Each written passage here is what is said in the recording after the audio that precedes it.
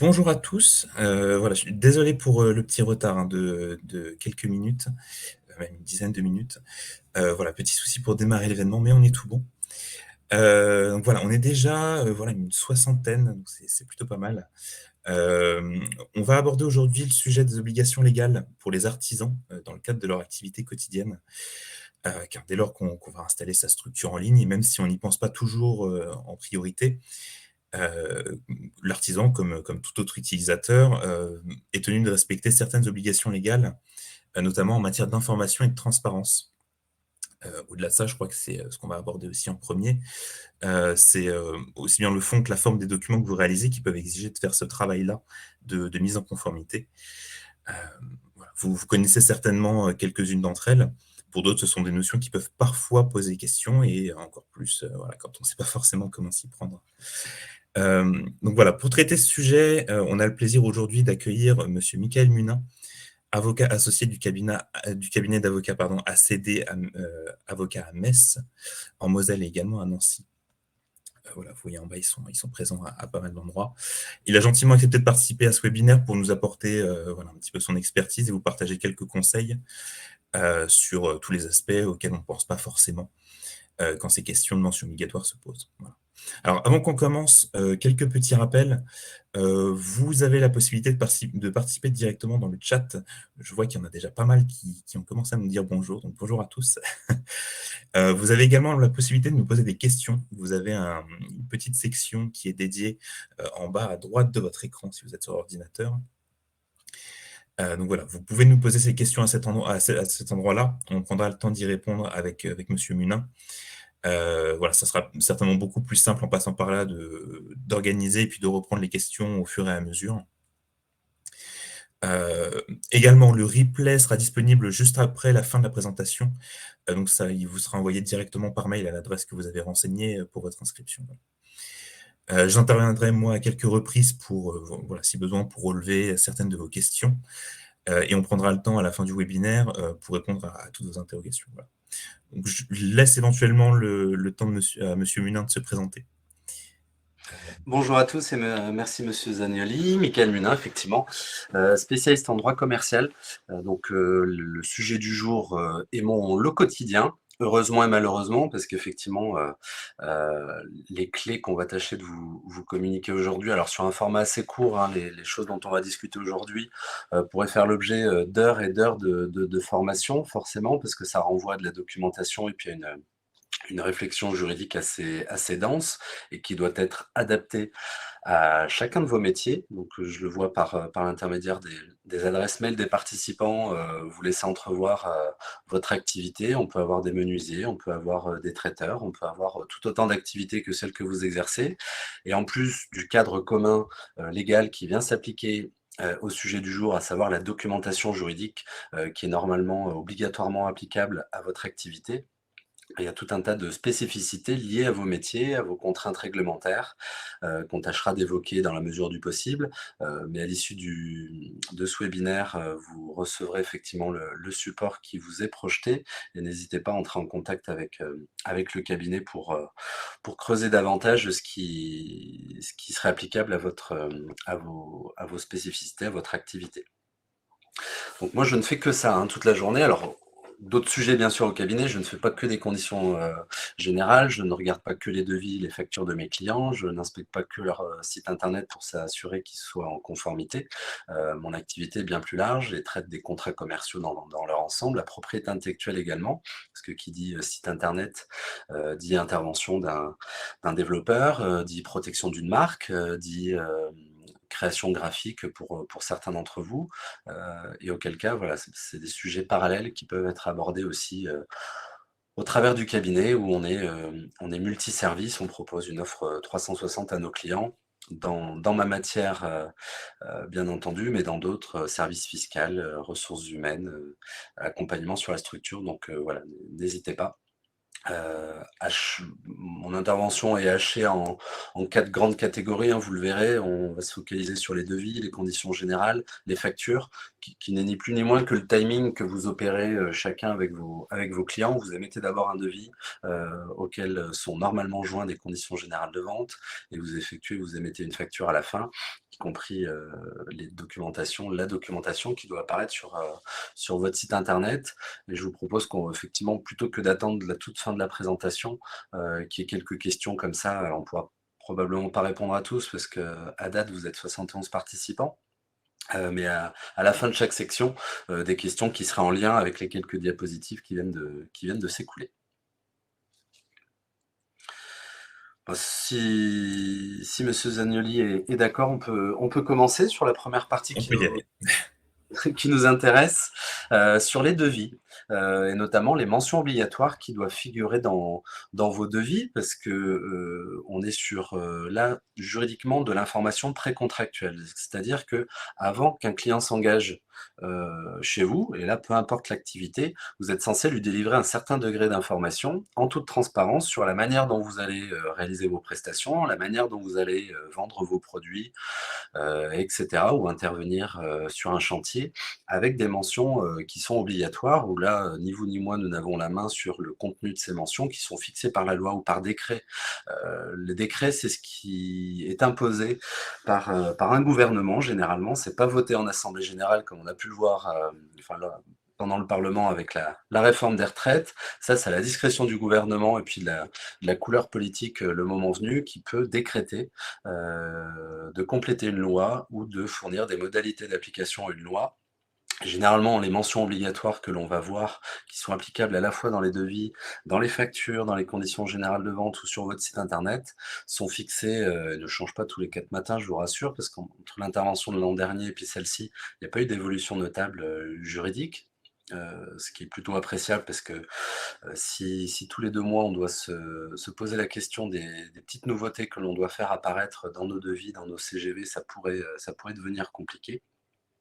Toujours est-il que la liste que vous voyez à l'écran, pour ceux qui qui peuvent nous suivre avec un écran et pas seulement en audio, vous avez une liste assez importante de mentions obligatoires, mais qui sont tout à fait classiques, hein. La date du devis et la durée de validité de l'offre. Ça, c'est assez important pour ceux qui ont comme conséquence et puis qui doivent appréhender la fluctuation des coûts de matières premières, par exemple. Je pense surtout à l'artisanat. Forcément, crise du Covid et puis crise en Ukraine, n'ont pas fait baisser vos devis. C'est pas volonté de votre part d'avoir voulu, augmenter vos marges, bien au contraire, c'est pour, essayer d'absorber tant bien que mal, le coût des matières premières qui est toujours très haut. Et moi, je vous conseille d'avoir un point d'attention particulier sur la durée de validité de vos offres, hein, qui est une offre commerciale, une offre d'intervention et de la limiter dans le temps. Parce qu'un client à qui vous communiquez un devis au mois d'avril et qui revient seulement au mois de septembre, peut se baser sur les prix que vous aviez communiqués au mois d'avril et qui, a priori, ne seront pas les mêmes au mois de septembre. À la hausse ou à la baisse, j'ai pas de boule de cristal pour vous le dire. Mais durée de validité, vous pouvez la cantonner à 1 semaine de validité. J'ai certains clients qui sont sur des activités qui nécessitent d'être réactifs pour les clients et de se positionner très rapidement. Donc ça, c'est un point au-delà d'être obligatoire, qui est plutôt important et sur lequel faut pas faire il faut pas faire l'impasse. Tout ce qui concerne votre entreprise, hein, de manière générale, à la fois les coordonnées pour vous contacter et à la fois les mentions juridiques permettant de vous identifier, votre nom commercial. C'est pas forcément votre nom d'entrepreneur et votre nom d'inscription au répertoire des métiers. Ça peut être un nom de fantaisie, ça peut être même une marque si vous avez fait ce choix-là, y compris votre statut et votre forme juridique. Si vous êtes en SAS, si vous êtes en entreprise individuelle, il faut bien le mentionner. Le numéro RCS, forcément, est très important, parce que c'est votre carte d'identité à vous, hein, en tant que professionnel. Pour un artisan, c'est le numéro au répertoire des métiers, donc c'est un numéro sirène aussi, le répertoire des métiers, ainsi que pour ceux qui sont soumis au régime de la TVA, le numéro individuel d'identification. Certains ne le sont pas et on le verra par la suite. C'est pas parce qu'on ne peut pas facturer de la TVA qu'il ne faut pas mentionner au moins cette information et au moins les articles du code des impôts qui vous permettent de ne pas facturer de la TVA. forcément et logiquement le nom et l'adresse du client. Pour ceux qui sont sur des prestations de services ou des travaux, c'est la date de début et durée estimée des travaux. Rappelez-vous, je suis avocat, donc au-delà d'accompagner mes clients sur la prévention et la rédaction de la documentation juridique appropriée, j'interviens pour des clients qui n'ont pas pu ou n'ont pas voulu rédiger correctement leur documentation commerciale et qui font face à des contentieux. Et là, la casquette d'avocat est des fois inutile parce que le mal est fait, et auquel cas, des clients peuvent vous reprocher de ne pas être intervenu en temps et en heure par rapport à des délais que vous seriez vous-même fixés. Donc je dis pas qu'il faut prévoir large forcément dans la date de début des travaux, mais c'est en corrélation avec ce que je vous disais sur l'approvisionnement en matières premières. Vous pouvez souffrir justement de délais anormalement longs de la part de vos fournisseurs, et auquel cas, votre intervention est conditionnée par ces délais d'approvisionnement. Donc n'hésitez pas à mettre soit des astérisques ou dans votre politique commerciale, donc vos conditions générales de vente, le fait que les délais que vous annoncez à vos clients pourront faire l'objet de variations. Alors on ne peut pas faire varier ad vitam aeternam quand on s'adresse à une clientèle de particuliers. On verra qu'il y a une distinction B2B et B2C à opérer et qu'on a beaucoup moins de marge de manœuvre quand on fait face à des clients consommateurs, des clients particuliers, monsieur, madame, tout le monde. Néanmoins, il y a quand même une certaine tolérance pour éviter d'engager votre responsabilité parce que la date de début des travaux de la prestation n'a pas été respectée, pas parce que c'est votre faute forcément, mais justement parce que vous êtes tributaire de tiers et notamment de fournisseurs ou d'autres corps de métier qui peuvent intervenir sur un même et seul chantier. Donc, au-delà de ces mentions figure aussi l'objet de votre intervention, hein, de vos prestations de services ou de la vente de produits que vous faites. Hein. Ça peut être des t-shirts sur Internet, comme ça peut être une activité de traiteur ou des menuisiers. Il faut le décompte détaillé de chaque prestation en quantité et en prix unitaire. Hors taxe et TTC, on y reviendra plus longuement, mais l'idée c'est que le devis soit le plus précis possible sur la consistance et sur quoi le client va s'engager auprès de vous. Donc si c'est un prix horaire ou un prix au forfait concernant la main-d'œuvre, il faut le mettre. Vous devez estimer la main-d'œuvre. Alors des fois forcément c'est difficile d'estimer quand on intervient en urgence chez un client, que le client nous a pas délivré toutes les informations qui nous auraient permis d'avoir un devis là beaucoup plus définitif. Néanmoins, le devis, c'est ni plus ni moins qu'un contrat. Donc il vous lie à votre client, et le client qui accepte le devis, qui le signe, vous lie à lui, et vous êtes obligé de respecter votre partie du contrat. Si vous avez besoin de facturer des frais de déplacement, c'est pas toujours le cas, mais il faut bien le mentionner. Une fois qu'on a déterminé les conditions du prix, hein, toutes les composantes qui peuvent amener à la au calcul d'un prix, on précise aussi les conditions de paiement, de livraison, d'exécution du contrat. Donc c'est là où effectivement il y a une attention particulière en ce moment par cet temps troublé au fait que des conditions de paiement peuvent justement être favorables aux clients parce que le montant a pu augmenter sensiblement. Modalité de livraison, vous faites appel à un prestataire tiers, à un transporteur pour livrer vos produits ou acheminer du matériel sur un chantier. Attention à bien imbriquer votre responsabilité et intégrer celle aussi du transporteur que vous missionnez pour pas vous retrouver entre le marteau et l'enclume, ce qui est une position plutôt délicate. C'est des sujets à traiter avec attention. Et puis si vous bénéficiez soit d'un service client ou de modalités de garantie particulières, à la fois des garanties légales, on y reviendra, mais des garanties facultatives, ce qu'on appelle les garanties commerciales, le satisfait ou remboursé, il n'y a aucune loi qui vous impose à proposer ça à vos clients. Vous pouvez tout à fait le proposer. Si vous le proposez, il faut que les contours de la garantie soient clairs, parce que ça m'est encore arrivé il n'y a pas très longtemps avec un fabricant de portail notamment, garantie 10 ans. C'était placardé sur toute la documentation, sur le site internet, etc. Sauf que qu'est-ce que prévoit cette garantie de 10 ans? Est-ce que ça englobe aussi le travail de sous-traitant? Est-ce que ça englobe la pièce et main-d'œuvre? Est-ce que ça englobe un écaillage de peinture ou simplement un mécanisme qui serait défaillant? Tout ça, il faut y apporter une attention particulière. Le devis, a priori, est gratuit. Je dis bien a priori parce qu'il y a des exemples très particuliers où vous avez la possibilité de faire payer un devis, mais ça reviendrait pour encore une fois, délivrer une information claire et transparente à vos clients, d'informer vos clients que le devis est payant. Donc il faudrait presque, si on raisonne par l'absurde, faire un devis au devis. Mais c'est tout à fait possible. Moi, ça m'arrive, hein, pour des missions complexes, de faire un devis d'un devis à nos clients, qui consisterait, surtout si on est plusieurs à intervenir, à avoir une petite phase de validation du projet, un peu comme un architecte, hein. Un architecte, avant d'intervenir sur la phase d'exécution et la maîtrise d'œuvre, il a possibilité de faire un devis préalable pour des esquisses, pour des travaux préparatoires, préparer le dépôt d'un permis de construire.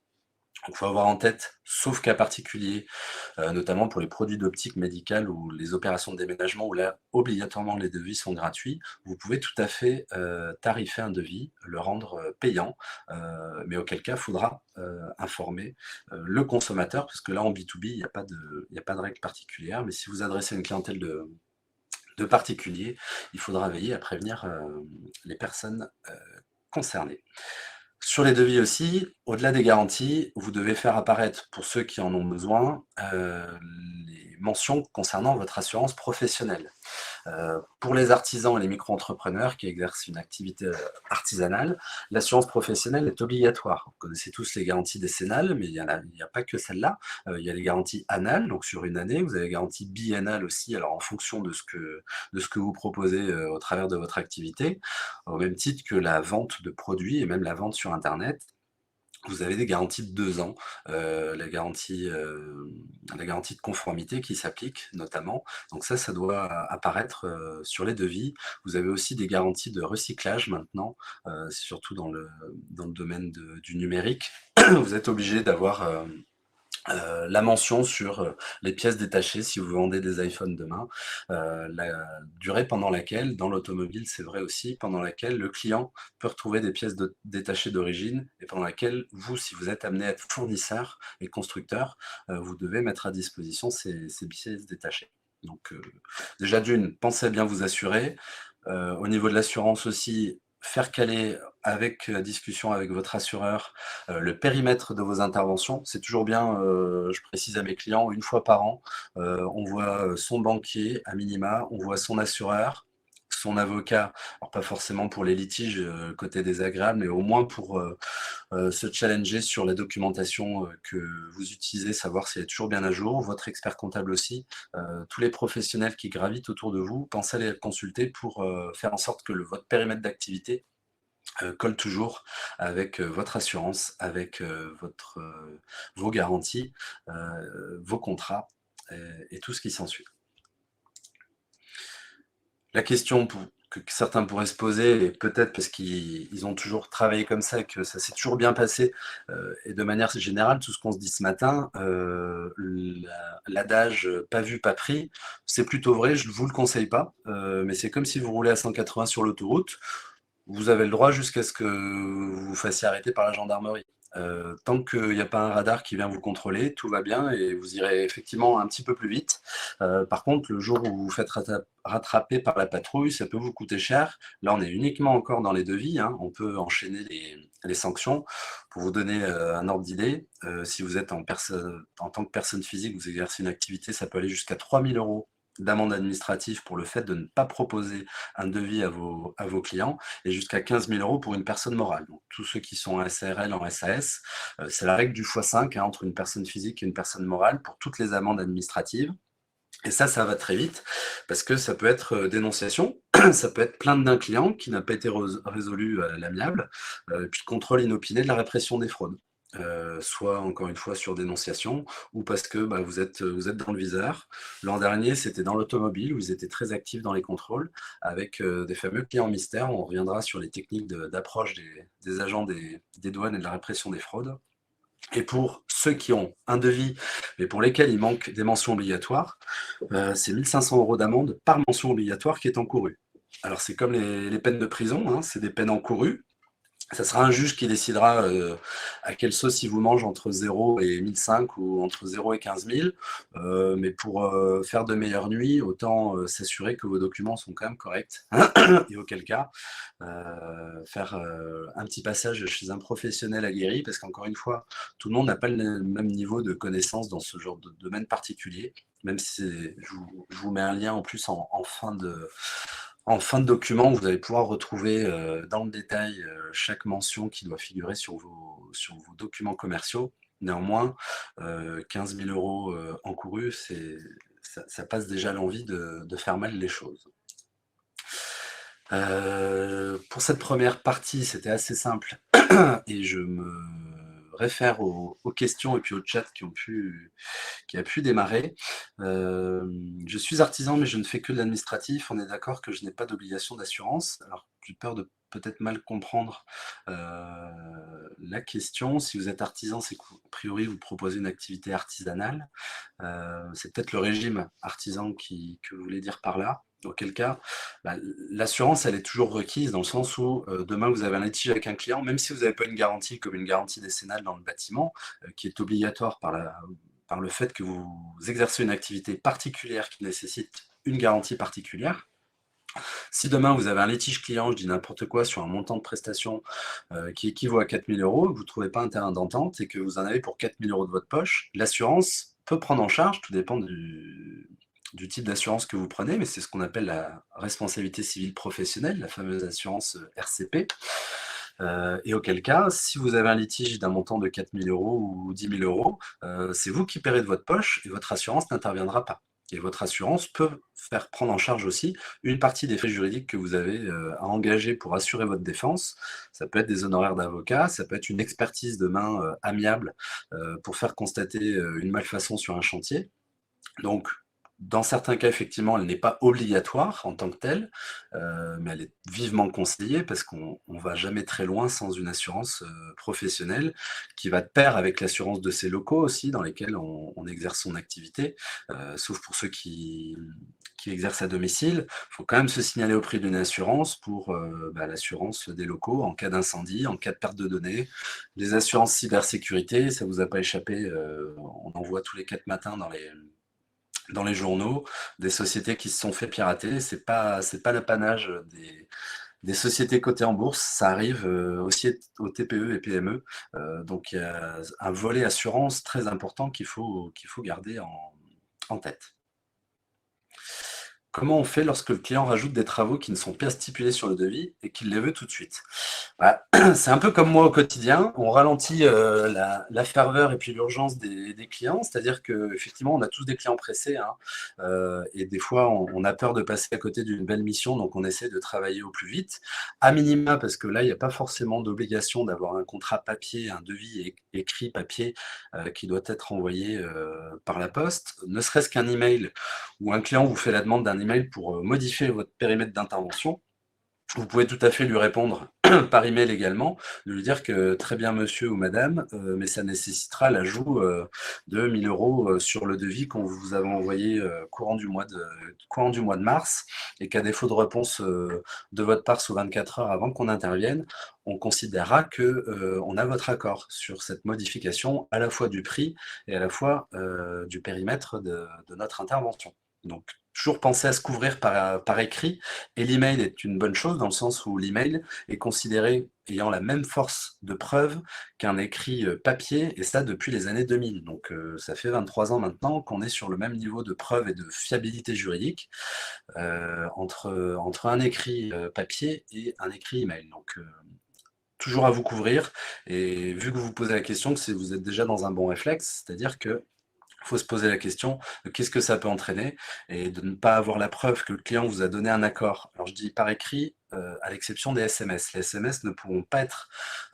utilisés comme preuve dans le cadre d'un contentieux commercial, y compris devant un consommateur. Un SMS peut être utilisé au prud'homme, peut être utilisé au pénal, mais le SMS en soi, même si vous communiquez par WhatsApp ou par un réseau social avec votre client, pensez quand même bien à utiliser l'email ou correspondance papier, c'est compliqué, mais le SMS ne sera pas suffisant malheureusement. Donc on a toujours des, on a toujours des clients pressés, forcément, mais il faut essayer de faire en sorte, c'est toujours le cas hein, dans l'artisanat, les clients sont pressés pour intervenir, alors sauf urgence véritable avec des fuites pour nos amis plombiers ou électriciens, etc., avec des répercussions, voilà, des conséquences assez importantes et assez négatives chez les clients, surtout en période hivernale. Ça ne mange pas de pain de faire un petit mail si vous avez un relais administratif en interne, si vous avez un secrétariat notamment, c'est toujours bien avant d'intervenir. Alors vous avez des dispositions particulières pour les cas d'urgence en fonction des activités. Néanmoins, il faut quand même garder ça à l'œil. Gardez-vous la preuve que le client a accepté les règles du jeu avec lesquelles vous allez jouer. Parce qu'autrement, bah, c'est à vos risques et périls. Au-delà du fait que vous pourriez ne pas voir votre facture payée, ce qui est une première conséquence assez désagréable. Si demain, un client, et puis ils se renseignent tous sur Internet, hein, je vous rassure, tous les clients maintenant, tous nos clients sont avocats. Bah, s'ils ont la mauvaise idée de saisir la répression des fraudes parce que c'est une saisie gratuite et que vous avez forcément un client qui perd du temps et qui a du temps à perdre, bah, vous aurez aussi une amende éventuellement. Donc c'est double effet qui se coule, comme on dit, et justement pas très cool. J'en viens à la deuxième partie, conditions générales. Je vois qu'effectivement, au-delà du chat, il y a des questions. Existe-t-il un formulaire type ou standard, hors spécificité liée au métier, pouvant nous aider à rédiger nos CGV? Alors, oui, c'est ce que Monsieur Zanioli vous répondait. Ouais, tout à On fait. peut toujours partir d'un standard, hein, il n'y a pas de problème. Nous-mêmes, on part sur des standards. Alors, je n'ai pas un standard de conditions générales de vente parce que c'est pas aussi simple. Je pars d'un closier général qui reprend 60 pages avec toutes les belles clauses que j'ai pu rédiger en 10 ans. Et je joue un peu le rôle de chef d'orchestre en fonction des métiers et des spécificités pour faire un patchwork des clauses qui est nécessaire de rédiger. Il y a de très belles choses que vous pouvez trouver sur Internet. Ce que vous ne pourrez jamais trouver sur Internet, par contre, c'est l'assurance que ça colle bien à votre spécificité et que bah, ça passerait l'épreuve du feu si jamais vous deviez avoir un contrôle demain. Parce que le diable se cache dans les détails. Dans le monde du droit, c'est particulièrement vrai. Je ne dis pas que c'est toujours à la virgule près, mais néanmoins, il y a des éléments de langage qui sont très très importants à observer. Alors vous pouvez, moi j'ai des clients qui me consultent régulièrement, qui ont déjà fait une bonne partie du job sur la rédaction et qui me demandent, alors souvent ils me disent juste de jeter un coup d'œil. Déjà, il faut y jeter les deux yeux. Et puis surtout, nous, on engage notre responsabilité quand on valide les documents de nos clients, surtout s'ils proviennent de concurrents à vous, auquel cas on peut empiler les ennuis. Si vous vous contentez de faire un copier-coller sur le site internet d'un client, enfin d'un concurrent, pardon, c'est ce qu'on appelle de la contrefaçon. Et ça, c'est 3 ans d'emprisonnement et 375 000 € d'amende encourue. Alors, c'est plutôt rare que ça intervienne dans les faits en termes de sanctions, mais ceux qui s'y sont essayés, j'ai un client où malheureusement on n'a rien pu faire pour lui, il s'en est tiré avec une amende de 45 000 € sans avoir débattu sur le fond des conditions générales de vente qu'il avait copié d'un concurrent, mais ne serait-ce parce qu'il avait copié et qu'il n'avait pas fait d'effort de réorganisation et de réécriture de ces documents, il s'est fait condamner assez lourdement. Et Monsieur De Almeida qui me demande si l'offre du cabinet est suivant la taille de l'entreprise. Alors, pas sur le périmètre, parce que peu importe le client, il peut avoir accès à tous nos services. Après, bah, c'est en fonction de l'accompagnement à devoir, où là, c'est personnalisé. Il y a des accompagnements qui sont taillés sur la base de l'entreprise, effectivement, et puis d'autres qui n'ont rien à voir, parce que si vous avez une plainte d'un client, ça n'a rien à voir, par exemple, avec votre chiffre d'affaires ou le nombre de vos salariés. Donc, à chaque fois, ça fait l'objet d'un devis personnalisé. Claire Dufez qui nous demande: je suis artisan aménagement de véhicules de loisirs sur mesure. Bientôt l'été, donc j'imagine que ça va intéresser pas mal de clients. Je suis passé par une avocate pour faire rédiger mes CGV. Tout est en ordre à ce niveau-là, mais je n'ai pas indiqué être bien assuré pour les locaux et les véhicules confiés. Ou dois-je l'indiquer dans le devis, ou puis-je indiquer directement dans les CGV communiqués avec mon devis? C'est une très bonne transition, dans le sens où un devis, c'est surtout pour refléter les conditions commerciales, qu'on appelle les conditions particulières. Mais dans votre devis n'a pas vocation le format, le document qui constitue votre devis, généralement c'est un recto, ça va guère plus loin, sauf pour tout ce qui est développement informatique où on a besoin de lister, ou dans l'artisanat, hein, c'est pas faux non plus, de lister toutes les pièces, toutes les fournitures, toutes les matières premières, donc ça peut occasionner 2-3 pages de devis. Et ça, ce ne sont pas les conditions générales. Vous, ce qui vous importe, j'allais dire au quotidien, et ce qui importe le client, ce sont les conditions particulières dans lesquelles vous allez intervenir. Donc le prix, les dates, les délais, les garanties, tout ce qui est un petit peu, soit personnalisé pour le client, ou un petit peu exotique pour vous parce que vous allez avoir des frais de déplacement importants, ce genre de choses. Les conditions générales que l'on aborde maintenant, c'est tout le bloc général qui va s'appliquer à tous vos clients et à toute votre activité de manière générale et que vous n'avez pas besoin de répéter dans vos devis. Néanmoins, le devis, si on doit séparer les documents, si vous avez une feuille A4 avec votre devis et plusieurs feuilles A4, parce qu'on va le voir, les mentions sont plus importantes en termes de consistance, les conditions générales et le devis forment votre contrat client quand vous les mettez ensemble. Et on le verra aussi, l'obligation de communiquer ces conditions générales avec votre devis à des clients particuliers, à des clients monsieur, madame, tout le monde. En B2B, c'est moins vrai, mais les conditions générales sont tout aussi importantes que votre devis, parce que si vous oubliez, par exemple, la possibilité pour un client de se rétracter, qui se renseigne sur internet ou auprès d'un avocat, et que, justement vous en faites les frais, le client se rétracte alors que vous avez commencé à travailler, c'est de votre poche. Et au-delà des sanctions qui sont applicables, du fait que vous n'avez pas informé vos clients au moment de la conclusion du devis qu'il avait le droit à un médiateur de la consommation, qu'il avait le droit de se rétracter et que vous avez oublié de fournir le formulaire type de rétractation par exemple, que vous avez oublié tout un tas de clauses et de paragraphes obligatoires, les conditions générales sont extrêmement importantes.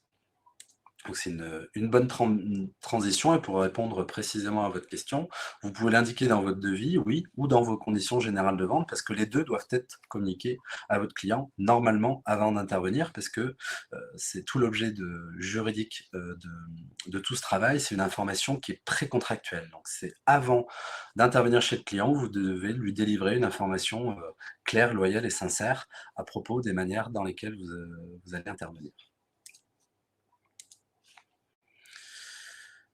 Je passe et je tâcherai de revenir sur les questions. Le formulaire type de rétractation, dans le cas où votre activité, votre typologie de clientèle est concernée par la rétractation, oui, vous êtes obligé de fournir un exemple de formulaire que l'on trouve là sur internet et même dans le code de la consommation. C'est pas moi qui l'invente, c'est un tout petit formulaire. Et attention, parce que le client n'est pas obligé d'utiliser ce formulaire, il peut vous faire simplement remonter par email sa demande de rétractation. On y reviendra justement au moment des mentions obligatoires pour le B2C. Les conditions générales, elles ont un rôle, et j'ai commencé à m'exprimer assez largement là-dessus, c'est encadrer les relations entre co-contractants, que ce soit de la vente, de la location, de la réparation, de la simple utilisation d'un service. Ça encadre, ça vient fixer les règles du jeu. Donc, entre professionnels et particuliers, mais également entre particuliers, entre fournisseurs et distributeurs. Vous êtes peut-être demain sous-traitant, vous êtes peut-être membre d'une franchise ou que sais-je. Alors soit des CGV vous sont imposés, ou alors c'est votre rôle de les bâtir en votre âme et conscience par rapport aux obligations légales auxquelles vous devez faire face, et puis surtout par rapport à votre clientèle. Votre clientèle, elle peut être unique, soit vous vous adressez à des particuliers, soit des professionnels, et puis elle peut être mixte, et c'est là où le travail est plus important, parce que vous devez à la fois prévoir des clauses qui sont applicables aux professionnels et à des particuliers, et puis vous avez des typologies de clients qui sont intermédiaires, qu'on appelle maintenant les petits professionnels, où vous pouvez éventuellement faire signer un devis à une société, donc en apparence, ça serait une relation B2B, mais cette société conclut un contrat qui est certes nécessaire pour son activité, mais pour laquelle elle n'est pas formée juridiquement, et cette société ayant moins de 5 salariés, elle peut bénéficier de certaines prérogatives, de certains droits qui sont notamment réservés aux particuliers, aux consommateurs. Donc là aussi, c'est du cas par cas, c'est difficile de faire un tableau récapitulatif avec chacun des cas de figure, pardon, mais bien avoir en tête effectivement que c'est un travail, certes qui est un petit peu pénible sur le moment parce qu'il faut bien avoir les idées claires sur ce que l'on propose et sur ce que l'on ne veut pas proposer à nos clients, ne serait-ce que, par exemple, des frais de retour, hein. Il n'y a rien de plus désagréable pour un client d'avoir des frais de retour à sa charge, sauf que si vous ne le prévoyez pas dans vos conditions générales de vente, les frais de retour, ils sont pour vous. Et si vous ne le prévoyez pas, le c'est protecteur pour le consommateur, donc si l'information n'apparaît pas, c'est que c'est pour vous. Les conditions générales de vente, elles doivent être envoyées avec les devis, ou très proche du moment de l'envoi des devis. Ça ne doit pas être envoyé si le client découvre pour la première fois vos conditions générales de vente au dos des factures, c'est complètement inefficace. Vous avez la possibilité de renvoyer vos conditions générales de vente avec vos factures, mais si c'est la première fois pour le client qu'il découvre vos CGV au dos des factures, c'est inefficace, et là vous vous mettez dans l'illégalité. Donc ça peut être envoyé de manière électronique, hein, en PDF. Si vous avez un extranet client qu'il a la possibilité d'accéder à vos CGV, ou des CGV, ça peut être aussi des CGU, hein, sur un site internet en ligne. Vous avez des conditions générales d'utilisation généralement en bas des sites internet. C'est là que doivent apparaître toutes les règles du jeu que vous comptez imposer à vos clients. Là aussi, vous avez des mentions obligatoires qui doivent figurer dans toutes conditions générales, au titre desquelles figurent les délais de paiement, qu'on retrouve aussi dans les devis. Alors là, il n'est pas question forcément de faire un copier-coller à chaque fois de ce qui se retrouve dans les devis, dans les conditions générales de vente et inversement. Encore une fois, c'est le cadre général. On peut faire référence au sein des conditions générales de vente de ce qui figure sur le devis. Et justement, ce que je disais, le devis, c'est ni plus ni moins que des conditions particulières. On peut imaginer que pour tous vos clients, vous avez un délai de paiement à 45 jours, mais que pour ce client-là et pour ce devis particulier, ça sera un délai plus long ou un délai plus réduit. Vous pouvez avoir une ristourne ou pas, mais le cadre général doit être fixé dans les conditions générales. Donc, au même titre que les pénalités indemnités de retard, là vous avez la loi qui vient vous obliger à demander certaines pénalités et indemnités, on le verra plus tard. Les rabais ristournes également, vous pouvez en proposer sur la base d'une quantité importante. On le voit dans le milieu de la communication et puis des objets publicitaires, par exemple. Si vous achetez 2000 stylos d'un coup, ça ne vous coûtera pas la même chose que si vous en achetez que 50. De même que les conditions de vente, d'intervention, de livraison, de rétractation, et tout ce qui concerne les litiges et notamment la médiation. On va revenir en détail, à savoir que la rétractation et la médiation, ça fait référence aux consommateurs quand vous vous adressez à des clients particuliers. La médiation, c'est un petit nouveau. Alors, à chaque fois, je dis petit nouveau, mais ça va faire 4 ans que c'est un petit nouveau. Mais c'est toujours pas forcément bien compris et bien assimilé par nos clients. Vous avez l'obligation, quand bien même vous avez un service client et que vous ayez la possibilité de régler à l'amiable un litige avec un client. Si ce client est un consommateur, vous avez l'obligation de lui fournir des coordonnées et un service de médiation. Maintenant, il y a des médiateurs nationaux qui ont été nommés en fonction de l'activité que vous exercez. Nous, on a un médiateur pour les avocats, par exemple. Il y a un médiateur dans le bâtiment, dans l'hôtellerie, dans le tourisme, dans le loisir. Au-delà de devoir les contacter, parce qu'il y a plusieurs organismes de médiation qui sont compétents pour votre activité, au-delà de les contacter pour savoir si vous avez la possibilité de faire appel à eux le jour où il y en a besoin, et à ce moment-là, généralement, ils vous demandent une petite cotisation, une adhésion, parce que ce sont des médiateurs organisés sous forme d'association bien souvent. Vous êtes obligé de fournir les coordonnées aux clients. De même que la rétractation, si vous n'avez pas du tout de clients personnes physiques, consommateurs ou des petits professionnels, comme on l'a vu tout à l'heure, a priori, vous n'avez pas besoin de mécanisme de rétractation, juste une ligne dans les conditions générales de vente, justement pour préciser que vos clients n'ont pas accès à la rétractation. Les mentions utiles, cette fois-ci, qui ne sont pas forcément obligatoires, mais qui sont bien utiles aussi. Alors, vous voyez, si je reviens sur le slide d'avant, il y a certaines clauses qui sont à la fois dans les mentions obligatoires ou dans les mentions utiles. C'est parce que si votre activité ne nécessite pas obligatoirement le fait justement d'avoir une mention sur la médiation, sur la rétractation, vous pouvez tout à fait le mettre de manière facultative, parce que c'est bien utile dans bien des cas, d'avoir non pas une médiation là pour les consommateurs, mais une médiation, un service de médiation auquel vous pourriez faire appel, parce on se l'imagine bien, demain vous êtes en bisbille avec un client, ça tourne au vinaigre et par exemple dans le milieu du bâtiment, on arrive sur des montants assez importants, déjà en fourniture de matières premières, d'intervention, etc. Et vous avez une facture impayée de 20 000 euros. Avant d'aller au tribunal et de mettre votre dossier entre les mains d'avocats ou d'un juge qui tranchera uniquement sur la base des pièces qui sera amené à, à observer, vous pouvez en passer par une phase intermédiaire et faire appel à un médiateur, par exemple. C'est pas inutile du tout. Vous avez une médiateur des entreprises qui est gratuit, hein, qui peut intervenir dans à peu près toute activité. Moi, je suis avocat accompagnant en médiation, donc c'est des armes différentes que l'on utilise que vraiment un match de boxe devant un tribunal où là, il n'y a pas de quartier, puis il n'y a pas de concession à obtenir. On essaye coûte que coûte d'avoir gain de cause pour le client. On ne réfléchit pas sur des méthodes alternatives et sur des possibilités de se réconcilier. Donc c'est pour ça qu'ils font partie des mentions utiles, au même titre que la limitation de votre responsabilité. On ne peut pas exclure totalement sa responsabilité quand on propose des services ou des produits à ses clients. On ne peut pas se laver les mains de ce pour quoi on intervient. Néanmoins, il y a des pratiques, il y a des activités qui nécessitent de limiter votre responsabilité, parce qu'autrement, vous pourriez voir votre responsabilité engagée au-delà de ce pourquoi vous avez bien voulu intervenir, et notamment dans le milieu du bâtiment.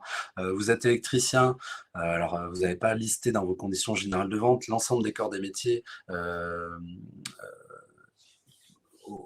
pour lesquels vous allez passer derrière notamment. Vous n'allez pas dire j'interviens pas dans la responsabilité du plâtrier, j'interviens pas dans la responsabilité du maçon. Mais néanmoins, si vous intervenez juste pour refaire les luminaires de votre client, vous allez limiter votre responsabilité à cette intervention-là et éventuellement, si votre client vous fait une demande et met en cause votre responsabilité, au montant du devis, par exemple. Et vous n'allez peut-être pas aller au-delà dans votre responsabilité, dans la mise en jeu de votre responsabilité. C'est là où l'écho avec votre assurance responsabilité civile est très important pour faire cadrer le montant maximum de votre garantie avec ce que vous proposez aussi dans vos conditions générales d'intervention. La force majeure, alors ça a été source de longues discussions avec nos clients à l'époque du Covid, parce que notre actuel ministre de l'économie, qui était déjà à l'époque, Bruno Le Maire, avait fait une interview pour dire que le Covid était source de force majeure. Pas du tout. Il aurait dû consulter des juristes avant, dans le sens où un cas de force majeure, il faut que ça soit imprévisible. Or, même si le Covid, de par son importance, était pas prévisible, on ne pouvait pas prévoir que ça allait toucher la planète entière et que tout le monde allait être confinés. Néanmoins, des épidémies ont déjà eu lieu par le passé. La force majeure, elle doit être irrésistible aussi, c'est-à-dire qu'on ne peut pas avoir de solution de contournement et de plan B pour faire face à ce cas-là. Donc la force majeure, c'est très délimité. Une grève chez un client, c'est pas un cas de force majeure, parce qu'une grève, surtout par les temps qui courent, et surtout en France, cocorico, on est quand même les champions du monde des grèves, donc c'est des cas qui ne sont plus imprévisibles, c'est des cas qui arrivent. Donc attention à bien limiter les cas de force majeure qui, justement, sont exonératoires de votre responsabilité, mais de manière temporaire. Un cas de force majeure où il y a une fuite d'eau, un dégât des eaux chez un client, qui ne vous permet pas d'intervenir, par exemple, ça va être limité dans le temps. Donc ça suspend le contrat, mais ça ne l'annule pas. Ça n'est pas censé modifier les règles du jeu, ça n'est pas censé modifier le prix, sauf si vous intervenez dans des conditions dégradées qui nécessitent plus de matériel, etc. Attention à cas de la force majeure. Réserve de propriété maintenant. Ça, c'est utile quand on vend quelque chose à un client ou alors pas forcément que des produits en direct et du e-commerce, hein. Ça peut être justement vendre du matériel dont vous avez besoin pour intervenir notamment sur un chantier. Je prends souvent l'exemple du bâtiment parce que c'est assez simple. Un électricien, pour continuer là-dessus, vous achetez du matériel que vous revendez à votre client, bien prévoir une clause dans vos conditions générales de vente, et là qui ne sera pas nécessaire de revoir dans vos devis, c'est que tant que les factures ne sont pas intégralement payées, vous êtes propriétaire du matériel que vous avez vendu. Il faut bien distinguer deux choses quand vous vendez quelque chose à vos clients, c'est le transfert de propriété, le transfert des risques. À partir du moment où vos clients sont en possession du matériel que vous leur avez vendu, c'est eux qui supportent les risques. Donc si demain il y a un dégât des eaux, il y a un incendie, il y a une perte, il y a un vol, il y a une dégradation, c'est pour eux. Mais par contre, la propriété juridique, elle devrait toujours être la vôtre tant que vos factures n'ont pas été intégralement payées. Si vous ne prévoyez pas ce genre de faculté, de réserve de propriété, vous vous réservez la propriété jusqu'à complet paiement de vos factures. Et auquel cas, si vous ne le prévoyez pas, eh ben, le client peut soit garder le matériel et ne pas vous payer, donc vous, c'est double peine parce que vous l'avez payé auprès de votre fournisseur et vous ne vous êtes pas fait payer par ailleurs de vos factures. Et puis surtout, s'il n'y a pas de réserve de propriété, le client il peut revendre à son tour le matériel que vous lui avez vendu, éventuellement se faire un bénéfice, et là c'est quand même très dommage. L'attribution de compétences, c'est uniquement là applicable en B2B, donc quand vous avez des clients professionnels, c'est choisir ses armes. Et si vous avez un client demain, vous avez un chantier ou un client, peu importe votre activité, qui est à l'autre bout de la France, on va prendre Biarritz parce que j'y suis né, et que vous n'avez pas prévu le tribunal qui est compétent en cas de litige, bah, vous pouvez tout à fait payer un billet de train à votre avocat pour aller à Biarritz, alors que vous êtes du côté de Metz, et que ça aurait été peut-être plus judicieux de prévoir que c'était les tribunaux de Metz qui étaient compétents en cas de litige, alors que vous avez un client de l'autre côté de la France. Donc c'est des mentions utiles, qui ne sont pas forcément obligatoires en tant que telles, mais une fois qu'elles sont écrites, vous avez pu généralement y toucher, donc autant le prévoir. Pour ceux qui seront amenés à nous solliciter à l'issue de ce webinaire pour revoir leurs conditions générales de vente, pour toute question autour de cette documentation, vous inquiétez pas, au-delà de ces slides qui sont relativement light, parce que j'essaie d'aller vite pour justement laisser la place aux différentes questions et au cas par cas. C'est un travail qui nous revient. Nous, sur la base de checklist par rapport à vos activités, on est capable de cocher certaines cases et de vous dire attention, il va falloir prévoir telle ou telle chose. À vous ou à nous de les rédiger dans un second temps, ça c'est une autre question, mais on va dire sur le menu de vos conditions générales de vente, on peut le composer ensemble en fonction de vos spécificités, il n'y a pas de problème. Je vous disais, pourquoi on fait tout ça? Au-delà de pouvoir encaisser vos factures, parce que les CGV, c'est avant tout le premier outil et le premier rempart, c'est votre gilet pare-balles pour vos recouvrements et vos impayés. Parce que si vous faites, alors au-delà du fait que vous fassiez bien votre métier, mais ça j'en doute pas, que vous interveniez correctement par rapport aux règles de l'art, ce que l'on appelle, et notamment dans le cadre de la prestation de services, etc. Vous allez forcément, et vous êtes déjà tombé sur des clients qui ne souhaitent pas vous payer parce qu'on est lundi matin et qu'ils n'ont pas envie de vous payer. Il n'y a pas forcément de raison technique, qualitative à ne pas vous payer. Vos CGV, c'est votre premier outil pour bien vous bagarrer. Demain, si vous faites appel à un avocat, à une société de recouvrement, à un huissier, pour vous aider à aller récupérer votre dû, si vous n'avez pas de devis, vous n'avez pas de bonnes conditions générales de vente, n'y allez même pas. Parce que vous perdrez encore plus d'argent, j'allais dire, que ce que vous avez déjà pas pu récupérer auprès de vos clients. Donc encore une fois, ce genre d'analyse, là c'est du grand public, faut mener une réflexion au cas par cas, et renforcer et bien alimenter vos conditions générales. Ça devrait avoir un impact positif sur le recouvrement de vos impayés. Ça ne veut pas dire que vous ne continuerez pas à en avoir, parce que on n'est pas magicien et que vos clients, on ne peut pas déterminer à l'avance s'ils voudront bien payer vos factures. Néanmoins, en ayant une bonne documentation juridique sur laquelle s'appuyer justement pour aller récupérer des impayés ou gérer des litiges, parce qu'on ne pourra jamais empêcher un client de vous assigner en justice, vous et d'autres corps de métier, si on est dans le bâtiment, ou à une expertise amiable, etc. On ne pourra jamais l'empêcher, ça malheureusement.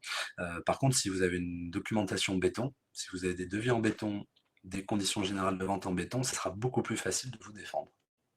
Et de vous défendre aussi en cas de contrôle, hein, c'est l'objet aussi de l'existence de votre documentation juridique. La répression des fraudes, alors il y a deux types de répression des fraudes. Il y a ceux qui protègent les populations, ce que l'on appelle, et là c'est la DDPP. Autrement, vous avez la DGCCRF, où là c'est réservé aux relations entre professionnels. Comme je vous disais, ça peut être l'objet de dénonciation de plein de clients. Ça peut être un contrôle sur place parce qu'ils ont mission, ils sont organisés par région. Donc, vous avez aussi les douanes qui peuvent aider la répression des fraudes, parce que dans le cas d'une saisie douanière aux portes du pays, les douanes s'interrogent sur la provenance de certains produits que vous avez fait venir, même y compris à l'intérieur de l'Union européenne, qui n'ont pas fait l'objet de déclaration alors qu'elles auraient dû le faire. Ils appellent leurs petits copains de la répression des fraudes pour dire: «Bah, attendez, en plus ce client il a importé des marchandises, un peu curieuses sur le territoire français, ça vaut le coup peut-être d'aller voir comment il les revend à ses clients au travers des conditions, générales». Notamment, ça peut faire l'objet d'un contrôle, ce qu'on appelle par contamination, où vous faites l'objet, demain d'un contrôle, X ou Y, et on peut venir, regarder votre documentation. Avec la petite spécificité des fraudes, c'est qu'ils ce sont des agents assermentés, donc comme des huissiers, tout ce qu'ils peuvent voir, entendre, lire, c'est la vérité vraie qui sort du Christ. Donc attention aux clients mystères qui peuvent se faire passer pour des clients tout à fait lambda. Ça arrive pas mal dans le milieu d'automobile, ils se présentent comme monsieur, madame, tout le monde: «Je voudrais acheter, une voiture». Ils vont jusqu'à tout le processus de vente pour en plus garder, toute la documentation commerciale que vous leur faites signer, et puis après ils vous disent: «Bah non, en fait, plaque bleu, blanc, rouge, moi je suis inspecteur des fraudes, j'ai repéré, des incohérences dans vos conditions générales de vente, dans votre process de vente. Vous m'avez pas fait signer un devis, ou en tout cas vous n'êtes pas en mesure de prouver que vous avez fait signer le devis avant, et cetera.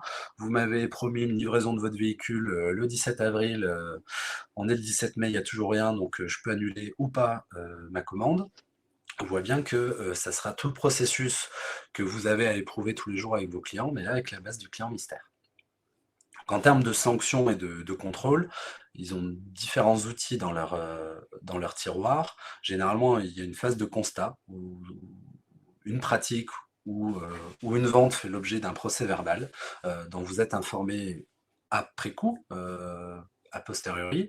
De là peuvent découler plusieurs sanctions et plusieurs phases. Soit il y a une lettre de préinjonction qui consiste à dire: «Bah, voilà, on vous a pris dans la main dans le pot de confiture, on a relevé des incohérences dans vos conditions générales de vente, et auquel cas, bah, on a pour but de vous donner une injonction, si vous rectifiez pas le tir sous un certain délai». Et ensuite vous avez véritablement une injonction administrative, donc c'est l'équivalent d'une mise en demeure si vous voulez, mais de l'administration, donc de la répression des fraudes ou de la direction des protections des populations, qui vous disent: «Bah, voilà, on repasse dans 30 jours. Si dans 30 jours vous n'êtes pas au carré, par contre là vous avez des sanctions qui tombent». Et par rapport au devis, là les sanctions par rapport aux conditions générales sont largement plus lourdes, parce que ça peut aller jusqu'à 2 millions d'euros en fonction des infractions. Le fait de ne pas respecter l'obligation de communiquer ces conditions générales de vente, ça c'est les sanctions civiles, donc c'est-à-dire que ça c'est pour l'État français. On contribue tous, plutôt fortement, avec nos impôts. Bah, là vous pourriez redonner, jusqu'à 2 millions d'euros en fonction des infractions. C'est pas forcément lié à l'importance de la société, hein, le montant de ces infractions. Au même titre que vous avez des sanctions intermédiaires, où là, on respecte aussi, l'idée du x5 entre une personne physique et une personne morale. Une personne morale encourt jusqu'à 375 000 € d'amende si elle ne respecte pas dans ses CGV les mentions applicables au au délai de paiement, par exemple, ou tout ce qui ne serait pas conforme, aux mentions obligatoires que l'on a vues, ensemble. Sachant que cette sanction, le contrôle peut faire l'objet d'un contrôle pendant un délai de 2 ans. Le fisc peut remonter jusqu'à 5 ans, et la répression des fraudes, 3 ans. Donc ces infractions, ces sanctions, c'est par infraction, encore une fois. Si demain vous avez 4 plaintes clients, dans la même année, et que la répression des fraudes fait, l'effort de revenir dans le passé et de contrôler tous les devis, toutes les conditions générales de vente que vous avez communiquées pendant les 3 dernières années qui viennent de s'écouler, je vous laisse faire l'addition, ça peut faire très, très mal. Donc ça versus quelques centaines, voire, milliers d'euros dans le cas, de la rédaction de conditions générales, parce qu'il y a certaines choses qui sont très, très complexes à rédiger, hein, en fonction de votre activité. J'ai des clients j'allais dire, de tous bords et toute activité. Il y en a qui proposent des services sur la blockchain, par exemple. Quand il faut rédiger des conditions générales d'utilisation d'un site internet, de prestations de services qui transitent par la blockchain, je préfère vous dire que c'est un travail sensiblement différent que, du e-commerce de t-shirts, sur internet, très clairement, ou de l'intervention, par exemple, dans le bâtiment. Donc c'est à des degrés, différents, mais on voit bien que les sanctions sont très élevées, même si, au quotidien, les tribunaux, prononcent pas toujours des sanctions maximales. Néanmoins, entre 0 et 375 000 €, il y a quand même de la place pour que vous ayez une amende assez salée, et qui peut être évitée justement, de par la rédaction de documents appropriés. Alors, encore une fois, le format ne permet pas forcément d'aller dans le détail des conditions générales. Vous l'avez bien compris, ce qu'il faut retenir, c'est que vous avez des blocs généraux qu'il faut faire figurer dans ces conditions, et ensuite aller dans le détail en fonction de votre activité, de votre obligation d'assurance, votre obligation de garantie ou pas. Donc ça, c'est du cas par cas. Je me réfère aux questions. À partir de quand peut-on mettre en application des pénalités de retard?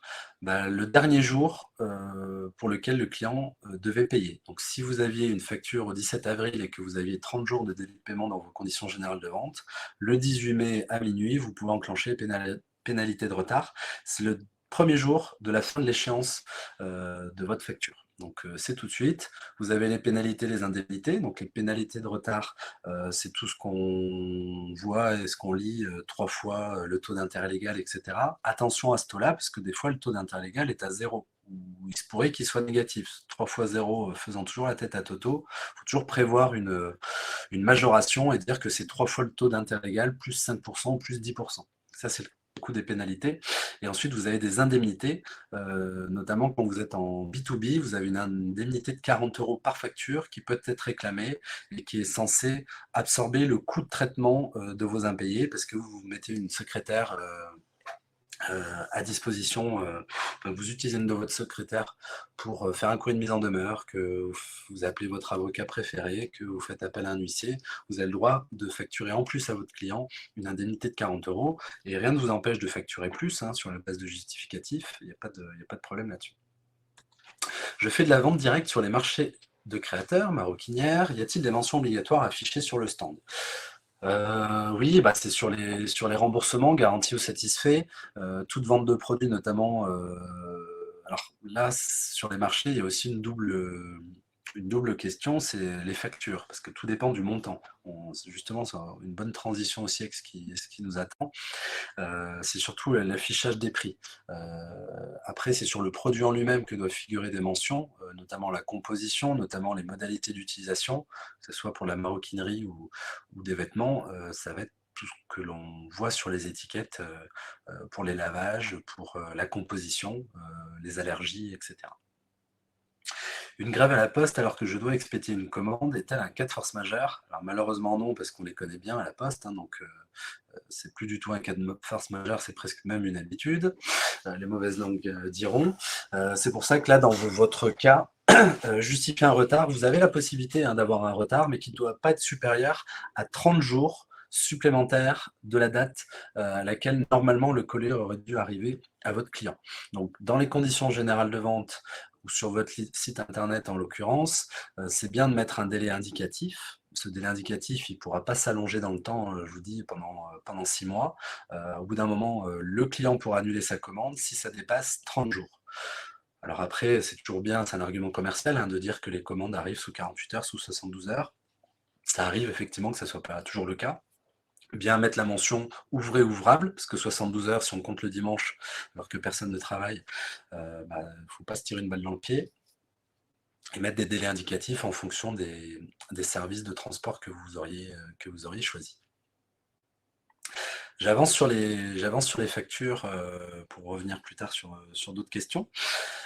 La facture est obligatoire, comme on s'en doute, à partir du moment où le prix est égal ou supérieur à 25 € TTC, ou si le client le demande. Si le client le demande, de toute façon, c'est obligatoire. Si le client vous demande quelque chose, vous êtes obligé de lui produire en termes de documentation juridique et comptable.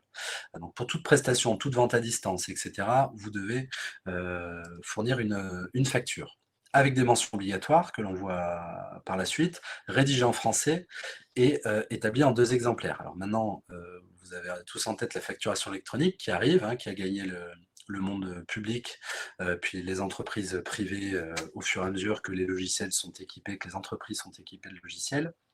Avoir en tête quand même, et notamment la personne qui m'a posé la question, la vente sur les marchés, le ticket de caisse n'est pas considéré comme une facture. le ticket de carte bleue n'est pas une facture. Une facture doit comporter des mentions qui ne sont pas, qui ne figurent pas sur un simple ticket de caisse, hein, où on peut avoir la date, on peut avoir tout un tas de choses, mais la facture, c'est un document comptable. On peut enregistrer une facture pour faire passer ça en charge dans notre comptabilité. On ne peut pas enregistrer un ticket de caisse dans notre comptabilité. Il n'y a aucun expert comptable qui pourra enregistrer dans votre bilan un ticket de caisse, ou alors à vos risques et périls en cas de contrôle fiscal. Mais c'est pas l'idée. Donc une facture permettra, en cas de litige, ou justement pour prouver que vous avez bien vendu telle et telle chose à vos clients. Et surtout dans les perspectives d'échange des garanties satisfaits en remboursé, ou en période de solde, ou etc. Avec la date de validité sur une facture, ça sera possible de maîtriser sa politique commerciale. Donc je vous laisserai lire les mentions obligatoires. Ben, c'est un petit peu les mêmes que celles qu'il y a sur le devis, hein. Votre identité à vous, l'identité de votre client, tout ce qui concerne la TVA, le montant du prix, la réduction et la majoration de prix qui a été applicable, hein, parce que là, au-delà du devis qui est une estimation, et qui peut tout à fait vous contraindre à intervenir et à vendre dans les conditions du devis, là, la facture doit refléter strictement ce qui s'est passé. Il n'est pas question de faire plus ou moins que ce qui s'est passé dans la, dans les faits, et doit suivre un certain raisonnement à la comptable avec une date d'émission, une numérotation de la facture qui se suit. Vous ne pouvez pas faire n'importe quoi au niveau de la facturation.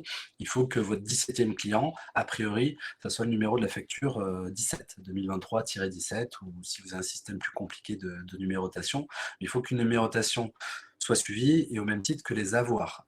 Un avoir, vous ne pouvez pas modifier une facture, ça c'est très important parce que c'est un faux, et du coup si vous l'utilisez c'est un usage de faux, et c'est de la fausse comptabilité.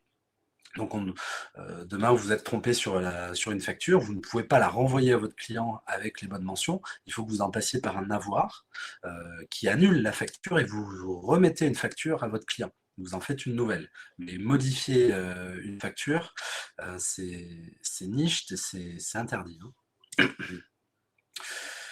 Mentions particulières sur les factures, bah, c'est un peu les mentions particulières que l'on retrouve sur les devis, hein, TVA non applicable avec l'article du Code général des impôts, c'est l'assurance professionnelle quand elle est nécessaire, le fait que vous soyez membre d'une association agréée qui accepte le paiement par chèque et par carte bancaire.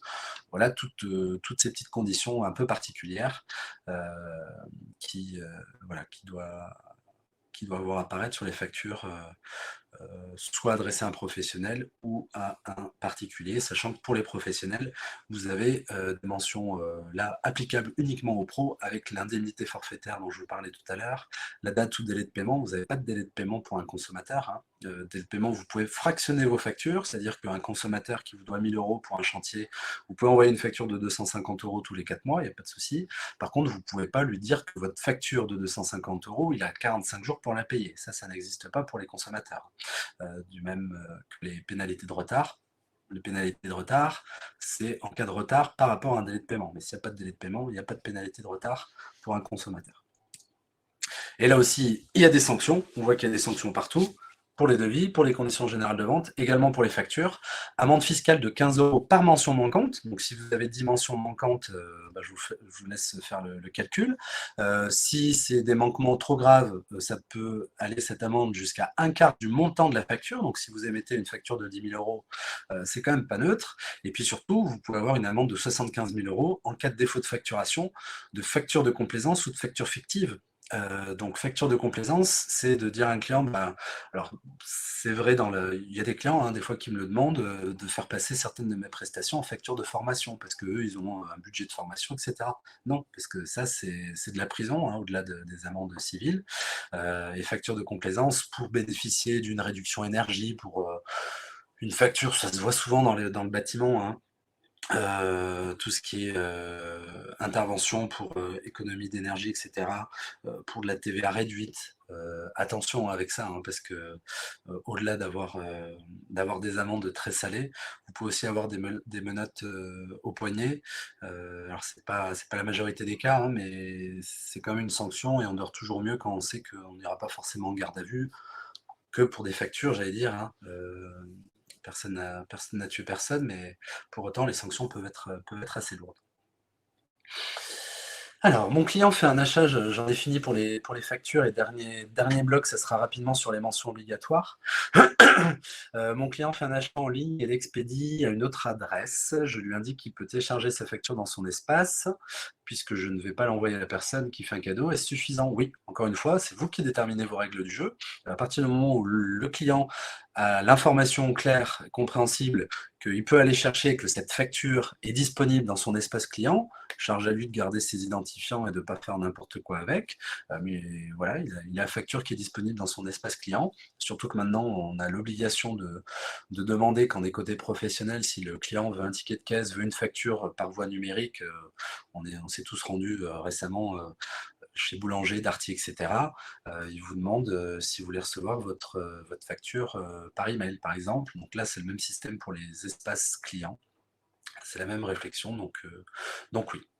Une facture peut-elle être faite sur Excel ou faut-il un logiciel certifié? Alors, deux choses différentes. La facture, elle peut être générée sur Excel, il n'y a pas de souci, parce que c'est plus facile et que vous avez la mention, etc. Par contre, votre comptabilité doit être certifiée, donc au travers d'un logiciel certifié pour enregistrer, dater, numéroter les factures. Avoir quand même à confirmer ce que je vous dis avec un expert comptable, parce que ça, c'est plus, même si ça reste une question juridique, c'est plus avec un expert comptable à vérifier ça. Je rebascule dans le chat et je vois que Monsieur Zagnoli est très actif sur le chat, merci.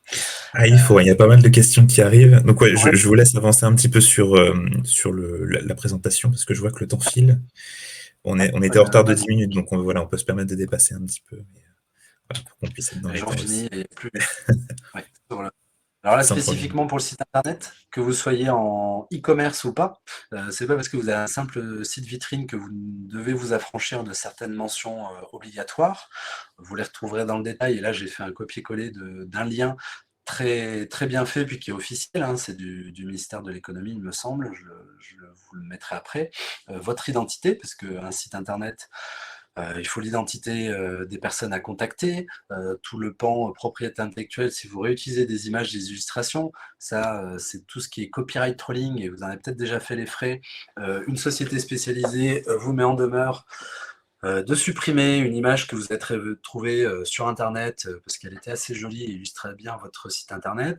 De même que si vous faites appel à un freelance pour illustrer votre site internet, attention à toutes les mentions obligatoires qui doivent figurer sur votre site. Le nom de l'hébergeur aussi, hein, si vous hébergez votre site sur OVH, vous devez mettre les coordonnées d'OVH. Donc ça, c'est très important, même si votre site est hébergé à titre gratuit et même si c'est un simple site vitrine. Donc pour les activités commerciales, les sites marchands et même activités artisanales, c'est ni plus ni moins que les mêmes mentions qui doivent figurer déjà sur vos devis ou vos factures, donc c'est pas un effort insurmontable, avec justement pour les activités réglementées, les règles applicables, les règles professionnelles applicables à votre activité particulière, les numéros d'inscription et d'identification qui sont liés à votre activité particulière. Gros warning sur le RGPD, règlement général sur la protection des données pour ceux et celles à qui ça ne dirait rien encore. Je dis encore parce que ça date de 2018, hein, donc ça fait 5 ans. Il y avait un délai de tolérance de l'administration et de la CNIL, qui est l'autorité pour sanctionner les défauts d'information au niveau du RGPD, qui était de 3 ans. Donc on a largement passé ce délai de 3 ans. Maintenant, il peut y avoir des sanctions. Il y a déjà des sanctions qui tombent pour les TPE, PME. Ce n'est pas réservé aux Google, Apple, etc., même s'ils en ont fait les frais, qu'il y a eu des sanctions très importantes qui sont venues renflouer les caisses de la CNIL pour embaucher des nouveaux contrôleurs. Et c'est très facile, depuis son canapé, de contrôler votre site internet sans avoir à se déplacer chez vous. Donc attention à comment vous manipulez les données personnelles de vos clients, mais également en interne de vos collaborateurs. Là, le RGPD, les formations que je peux donner, elles s'étalent sur plusieurs jours, donc c'est pas possible aujourd'hui de trop vous en dire plus. Et ce qu'il faut avoir en tête, c'est que données personnelles, c'est pas forcément données sensibles, hein, comme on pourrait l'imaginer. Un nom, un prénom, une adresse de facturation, une adresse de livraison, c'est une donnée personnelle. Alors certes, vous en avez besoin pour exercer votre activité, pour réaliser votre partie du contrat, à savoir livrer quelque chose ou intervenir sur un site. Néanmoins, il faut, sur ces données, y appliquer un degré de sécurité suffisant, déterminer le pourquoi vous avez le droit d'utiliser ces données, les destinataires, c'est que ces données-là, vous allez à votre tour les communiquer à un transporteur, peut-être à votre expert comptable aussi, ou à votre avocat, parce que vous allez avoir un litige. Vous allez les conserver pendant une certaine durée, peut-être pendant 10 ans parce que c'est la durée pendant laquelle vous êtes obligé de conserver des factures, mais comme je vous le disais, ces données personnelles concernent aussi, monsieur, madame, tout le monde. Demain, vous embauchez quelqu'un, vous avez un CV qui arrive sur votre bureau, bah, il faut savoir qu'un CV, vous ne pouvez pas garder un CV plus de 2 ans. C'est interdit par le RGPD notamment. Heu, Vous avez votre site internet, qui vous a pas coûté grand-chose, mais en contrepartie, il est hébergé, à Madagascar. Madagascar, c'est pas le RGPD, mais on y est quand même soumis, donc vous transférez des données en dehors de l'Union européenne, il faut quand même le savoir et surtout ceux qui doivent le savoir, ce sont vos clients. Donc attention, sur votre site internet, vous devez voir apparaître une politique de confidentialité des données, pardon, au même titre qu'une politique des cookies. Alors, encore faut-il que vous ayez des cookies, c'est-à-dire des petits traceurs de navigation qui sont très importants, notamment pour les sites marchands, qui permettent de déterminer les habitudes de consommation, de navigation, de savoir que Monsieur Zanioli est resté 50 minutes sur des vélos chez Decathlon et seulement 10 minutes dans le rayon randonnée. C'est très utile. Par contre, dès que vous utilisez des cookies, il faut alerter les clients. Maintenant, on a tous l'habitude d'accepter ou de refuser les bandeaux de cookies quand on arrive sur un site internet. C'est très mécanique. Néanmoins, il n'y a pas que ce petit bandeau à faire figurer. Il y a une vraie politique, avec aussi une petite attention sur le fait que des générateurs de cookies comme Google Analytics sont interdits maintenant au regard du RGPD, ont été déclarés illégaux. Et auquel cas, il faut remplacer par des outils de monitoring et statistiques qui sont conformes au RGPD. Donc on a une vraie spécialité au cabinet, n'hésitez pas à nous interroger sur ce point spécifique, parce que là aussi les sanctions sont très très lourdes, à savoir que 75 000 euros d'amende, donc x 5, 375 000 euros d'amende. Le RGPD, ça peut aller jusqu'à 10% de votre chiffre d'affaires mondial. Alors ça peut faire sourire ceux qui font un chiffre d'affaires que par exemple dans le 57 ou dans le 54, ce qui est déjà pas mal, mais jusqu'à 10% de votre chiffre d'affaires, ça passe l'envie de ne pas bien faire les choses. Pour en terminer, vous avez un lien francenum.gouv.fr où guide et conseils sur tout ce qui concerne le site web particulièrement. Je réitère mon conseil et je conseille tous mes clients de la même manière, que ce ne soit pas forcément moi, Mickaël Munin, mais vous avez probablement des conseils spécialisés, avocats, syndicats, fédérations, champs de commerce et d'artisanat, qui sont à votre écoute, qui distillent de très bons conseils et qui vous éviteront bien des ennuis. Et j'en ai terminé avec mon intervention pour respecter à peu près le timing. Et si on a encore quelques minutes, pouvoir rebondir sur vos questions. Encore une fois, bah voilà, vous avez mes coordonnées, alors ça sera par l'intermédiaire de Monsieur Zagnoli. Vous aurez accès au PDF qui vous a été soumis aujourd'hui, donc vous pourrez le relire tranquillement avant de vous endormir ce soir. Et si vous avez des maux de tête demain matin à la lecture de ce document, vous aurez nos coordonnées, il n'y a pas de problème. Est-ce qu'une association doit également avoir une logiciel de compta? Qui dit comptabilité pour une association? Alors oui, c'est toujours plus simple d'avoir un logiciel. Attention au type d'association, parce que vous en avez plusieurs, hein. Association 1901, association déclarée d'utilité publique, association sportive. Et auquel cas, il y a certaines associations qui se déclarent un peu comme une entreprise et qui sont fiscalisées, ce que l'on appelle, donc qui peuvent réaliser des prestations de services et les facturer avec de la TVA des clients, auquel cas, là, je vous conseille effectivement d'avoir un logiciel de compta. Et il y a certains types d'associations, dans tous les cas, qui auront l'obligation d'avoir un expert comptable ou un commissaire aux comptes, même dans certains cas. Donc c'est toujours préférable d'avoir un logiciel, à savoir que Séverine Lussars nous demande si, en tant qu'auto-entrepreneur utilisant Net, savoir si mes factures sont bonnes avec ce site. J'ai pas eu de mauvais retours sur ce site internet. J'ai jamais utilisé moi-même parce qu'on on a un expert comptable et un commissaire aux comptes aussi, parce qu'on dépasse certains seuils.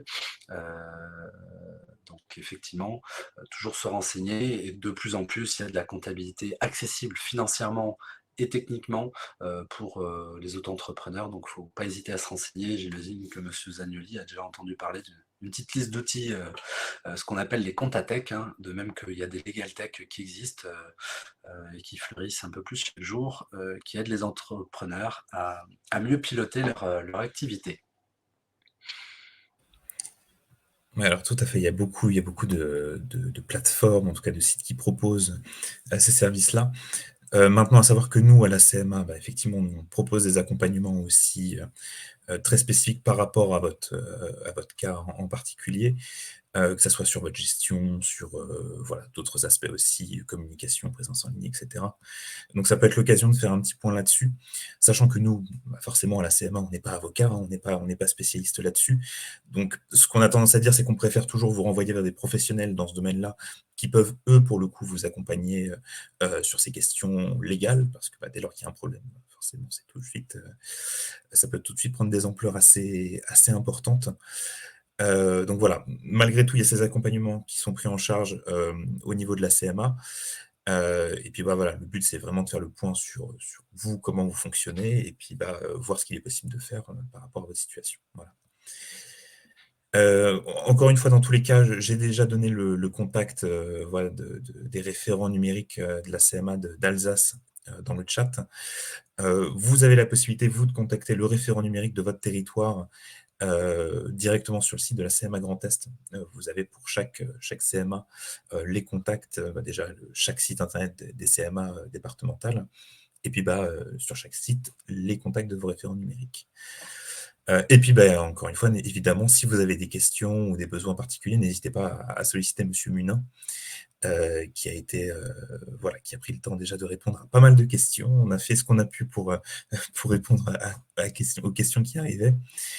Mais voilà, dans tous les cas, s'il y a des questions auxquelles on n'a pas pu répondre et que bah voilà, vous avez encore des interrogations, n'hésitez pas à nous le faire savoir et on prendra le temps de vous répondre voilà, plus largement. Merci de votre sollicitation, de m'avoir permis d'intervenir et puis à disposition de chacune et chacun pour creuser les détails et les spécificités. Et bonne fin de journée Voilà, à toutes et merci à tous. À très bientôt.